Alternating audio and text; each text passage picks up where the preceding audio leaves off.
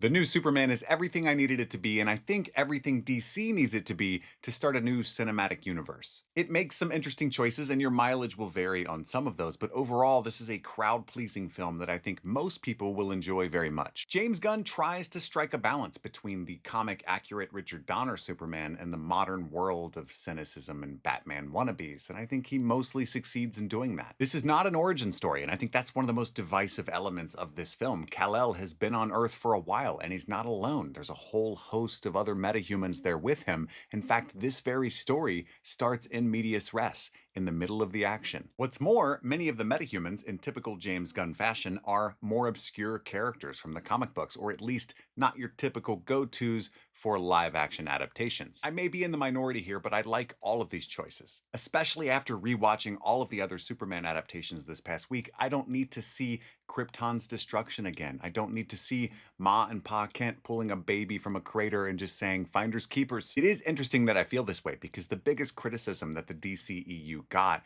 was not taking the time to establish all of its characters individually before bringing them together the way that the MCU did with Phase 1. But for some reason, this well, we're here now approach doesn't bother me at all. The best thing that this movie offers, and I think the most important thing for moving forward, is the cast. David Corenswet and Rachel Brosnahan are a stellar Lois and Clark, but the entire supporting cast, from Jimmy Olsen to Lex Luthor, are dripping with charisma and chemistry. Isabella Merced as Hawkgirl and Eddie Gathegi as Mr. Terrific were crowd favorites at my screening, which was packed and rowdy, and deservedly so. Side note, when the Union Terminal from my hometown popped up as the Hall of Justice, the crowd went wild, which was adorable. There's a lot going on in this movie, and many people will argue too much, but there is a very simple and effective core character arc for Clark Kent himself that I think is very satisfying. We got some tiny glimpses of other characters that I loved and can't wait to see explored. So I think even if you don't vibe all of the way with James Gunn's style or the aesthetic of this film, you'll still be very excited for these characters and seeing more of them in the future, which I think is the most important aspect